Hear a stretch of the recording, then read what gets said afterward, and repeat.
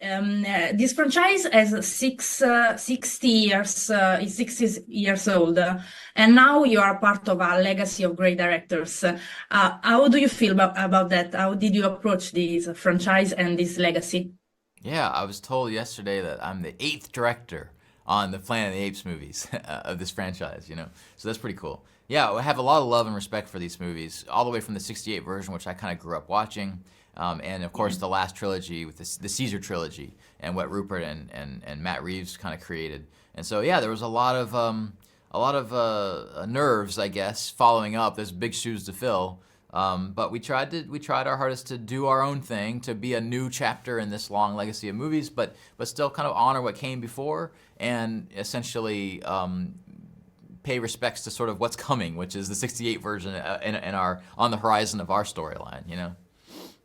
Yeah, it's fun because the original movie, the one from '68, was the first movie for grown up I saw by myself when I was 8 on TV at home, Really? and I think that was the seed of my future passion for movies. So That's awesome. Yeah. yeah, to me it's very special today speak to you. So thank you.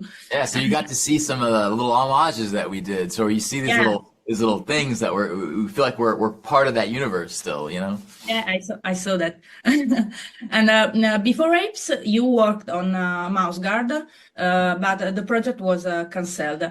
But that movie, I think it was like a training for you because a lot of techniques was very hard, and you work with the same techniques here. So it is correct. It was a train for this new Apes movie.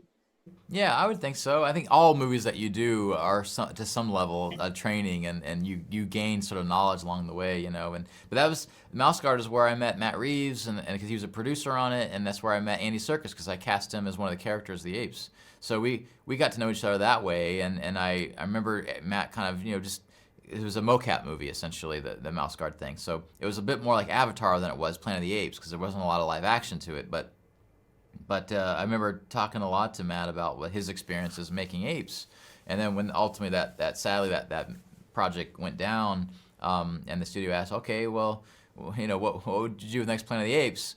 It was cool. It felt like a natural kind of a natural idea, I guess, to move on into this awesome franchise.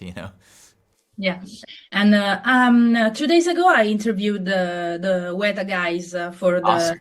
the visual Eric Winquist. the Italian ones. Ah, I see. Cool. Some hometown heroes. All right, sweet. Yeah, yeah. So it's thousands of really talented dudes, man. I mean, all these people there at Weta are just incredible artists, and yeah, I can't praise enough what they do. Yeah, and they are artists, obviously, and they say that the most difficult scene for them was the float scene. Um, from a directing point of view, what was the biggest challenge? Yeah, it was honestly just making the movie. It's like it's not like any normal movie. We do shoot the movie out in location with real actors and everything, but they're wearing all this technology. There's cameras all over the place. There's a truck just off camera that has all the computers that are capturing all the data and the performance stuff. So it's a very odd process, and I think you never really see what the final result's going to be until the very end. So there's a lot of choices that you make early on that you don't see the result of for months.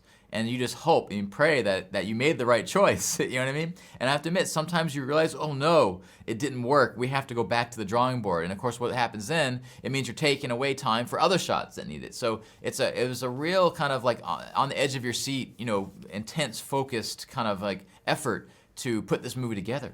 You know what I mean? And I just watched the movie all together for the first time like 2 weeks ago. You know what I mean? So it's pretty fascinating to kind of work that way. But you're surrounded by such talented people that they make it as easy as it can be. Yeah, and are you satisfied for the final result? I think so. Yeah, I'm the wrong person to ask because I've lost all objectivity now. All I see is that blade of grass that we worked on for that pixel that we moved. All I see are the choices now, so it's hard for me to judge. But I certainly we put a lot of love and care into this thing. We left nothing. We put it all in the field. You know what I mean? So we really hope audiences kind of respond to it and appreciate all the love and sweat and blood and tears, all that stuff that everyone worked on this movie. They put into it. Everyone was really devoted to making something great for everybody. So hopefully audiences will like it. Okay.